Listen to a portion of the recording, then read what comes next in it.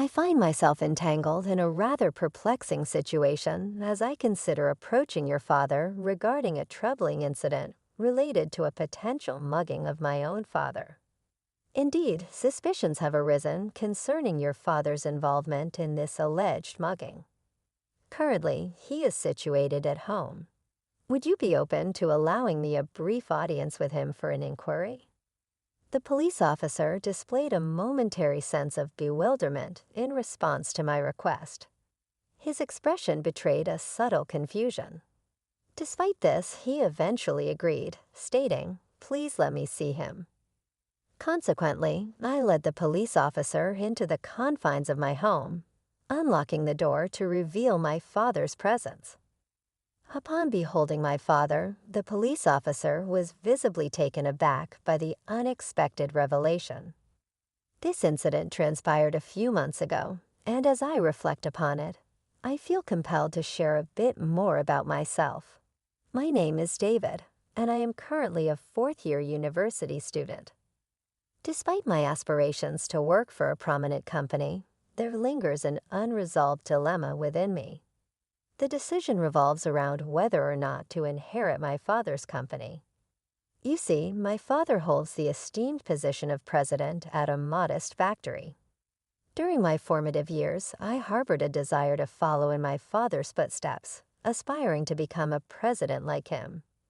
However, as I entered my rebellious phase, I distanced myself from this ambition, feeling a sense of embarrassment towards my father, perpetually adorned in work clothes, stained with oil. This sentiment persisted through my teenage years, and to some extent endures even now. As I matured into adulthood and engaged in part-time employment, my perspective on my father began to shift. I developed a newfound respect for his tireless work ethic, which sustained not only our family, but also supported numerous employees and their families. Yet, despite this growing admiration, an underlying sentiment lingered. A perception that the conventional salaryman, donned in a suit and toiling diligently, possessed a certain allure absent in my father's occupation. The narrative takes an intriguing turn when, during a shopping excursion with my father, we were unexpectedly hailed from behind. Turning together, my father and I encountered Richard, a contemporary of my father's from high school, dressed in a suit and on an external sales trip. Richard hailed from a prestigious corporation. In the course of our conversation, Richard casually inquired if my father had indeed assumed control of the family business. This revelation prompted Richard to express disdain for what he referred to as the dirty little factory managed by my father, emphasizing the incredulity that a high school graduate could rise to the position of president. Stunned by Richard's derogatory remarks, I found myself grappling with the realization that the factory in question was initiated by my grandfather, making my father the second-generation custodian of this familial legacy. I have long been aware that he had assumed control after graduating from high school. However, the revelation of a classmate mocking him caught me off guard. Richard maintained a silent smile while addressing my father. "So did you manage to expand your father's factory? You did mention during high school that you intended to take over the company and make it bigger." To this, my father admitted, "Unfortunately, I lacked the business acumen, and that dream didn't materialize." It seemed inevitable that I excelled in practical skills, but lagged behind in intellectual pursuits. Nonetheless, I felt relieved that our family didn't face financial ruin. Richard chuckled, hardly playfully, slapping my father on the shoulder. "Well, David, we'll catch up at the next reunion. I've got more work to do," he added before leaving. My father looked slightly uncomfortable, prompting me to redirect the conversation, suggesting a change of topic. My father proposed that we continue shopping. At that moment, I couldn't shake the feeling that my father's work had been belittled without any response from me. The internal debate about whether to take over my father's company or pursue a career at a prestigious corporation, leaned decisively toward the latter. A few weeks later, fate intervened as my father's Alumni Association event took place at the bar where I worked part-time. Despite the bustling atmosphere, I managed to serve at the table hosting my father's gathering, fulfilling my duties silently.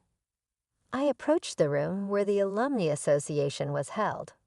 My father warmly greeted me, introducing me as his son to those present. Though similar in appearance, I maintained a serious demeanor, responding awkwardly to the teasing of my father's inebriated classmates. Richard, seated nearby, noticed our interaction and remarked, "We met recently too, David, right? Are you planning to take over your father's small factory?" This question added another layer to my ongoing contemplation of my professional path.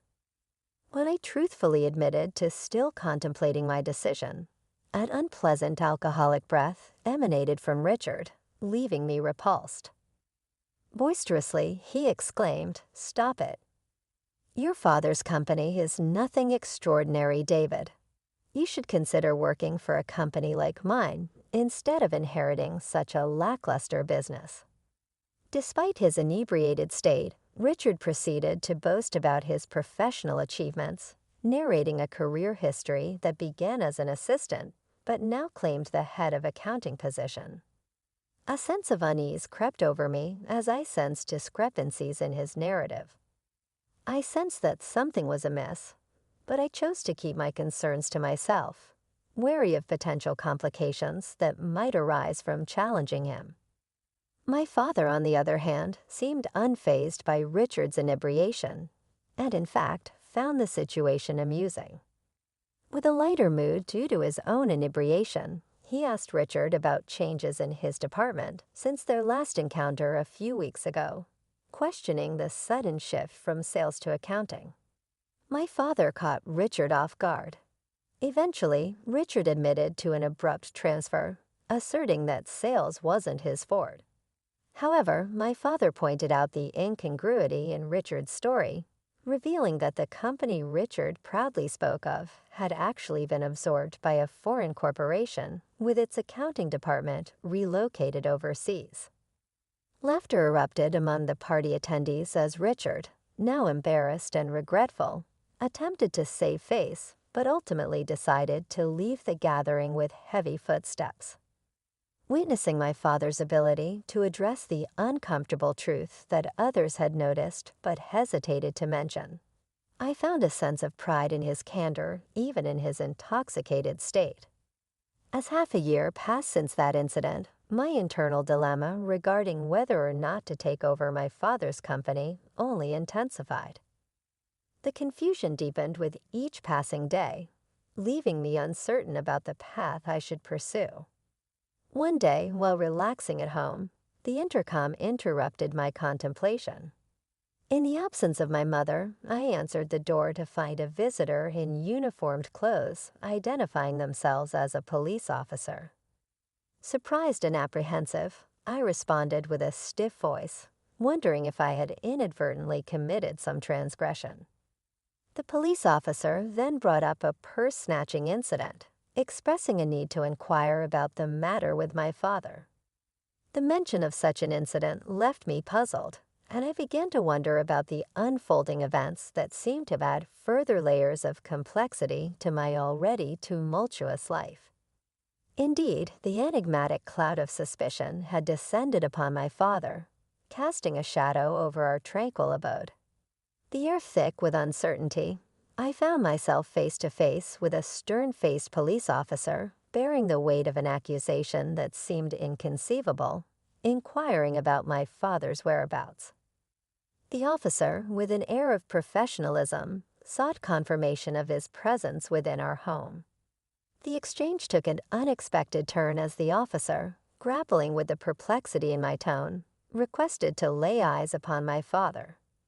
Navigating the corridors of my dwelling, I ushered the law enforcement representative into the sacred space of our familial sanctuary, a room adorned with a Buddhist altar and a photograph capturing the essence of my late father's spirit.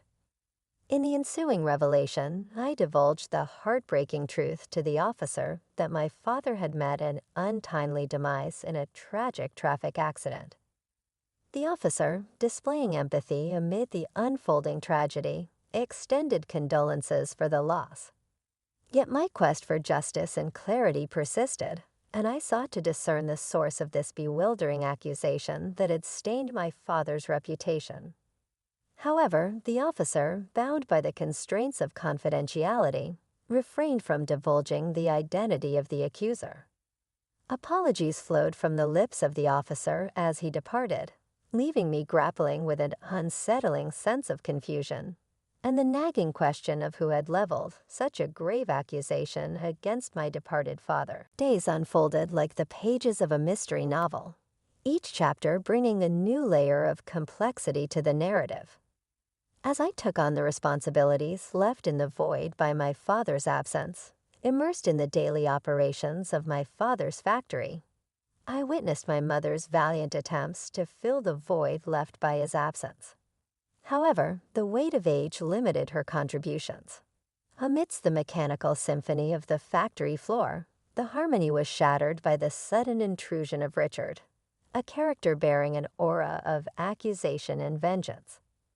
His booming voice reverberated through the cacophony, demanding restitution for a perceived transgression committed by my father. Caught in the crossfire of accusations, I attempted to reason with Richard, asserting my father's innocence in the face of the alleged purse-snatching incident. The atmosphere within the factory shifted, with the ceaseless hum of machinery giving way to hushed whispers and curious glances exchanged among the employees. Richard, however, remained resolute in his pursuit of justice, convinced of my father's guilt. His insistence echoed through the industrial expanse, causing a disturbance that transcended the confines of the factory. Frustration surged within me as I defended my father's honor, challenging Richard's assertions and questioning the veracity of his claims. As the confrontation unfolded, Richard revealed the purported timeline of the incident, fixing it 2 weeks prior. A murmur rippled through the gathered employees, their confusion palpable. My persistent queries regarding the accuracy of the timeline only fueled Richard's frustration, intensifying his vocal protestations. In the midst of the tumult, Richard's disparaging remarks about my father's workplace and colleagues added fuel to the emotional fire. Yet the gravest affront was his attempt to pin the blame for the alleged purse snatching squarely on my deceased father's shoulders. My chest tightened with a mix of anger and sorrow as Richard persisted in his accusations, seemingly oblivious to the irrefutable truth, illuminating the fact that my father, the subject of this tumultuous ordeal, had met his end in a tragic traffic accident a month prior. The realization hung heavy in the air.